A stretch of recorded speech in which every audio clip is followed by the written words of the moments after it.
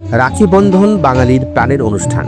আজ 10-8-2025 রবিবার সকাল 10টা থেকে হাড়োয়া সম্মেলনীর সঙ্গীত বিভাগের রাখি বন্ধন অনুষ্ঠান সম্পূর্ণ হয়েছে।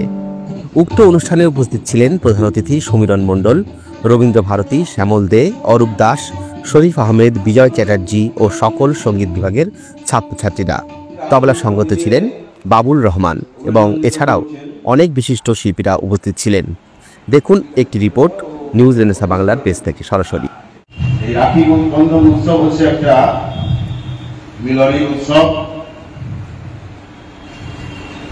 বিদেশি সাম্রাজ্যবাদী শক্তি প্রায় 200 বছর আমাদের দেশকে পরাধীন করে রেখেছিল এবং তারা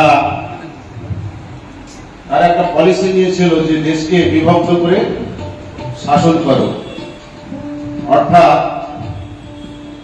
এই যে ইংরেজ শাসনের বিরুদ্ধে যাতে সমস্ত মানুষ জাতি ধর্ম নির্বিশেষে মিলিতভাবে প্রতিবাদ করতে না পারে, সেই জন্য তারা হিন্দু, মুসলমান, শিখ, খ্রিস্টান এরকম ভাবে যেমন মানুষে মানুষের বিভেদ তৈরি করতে চেষ্টা করেছিল, তেমনি আমাদের এই পশ্চিমবঙ্গ এবং পূর্ববঙ্গ তখন এক ছিল।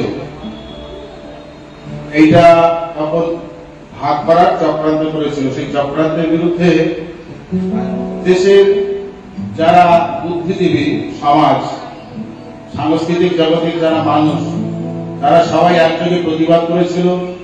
বিশেষ করে আমাদের রবীন্দ্রনাথ ঠাকুর সমস্ত মানুষকে এক সূত্রে বেঁধে রাখার জন্য রাখি বন্ধন উৎসব পালন করেছিল।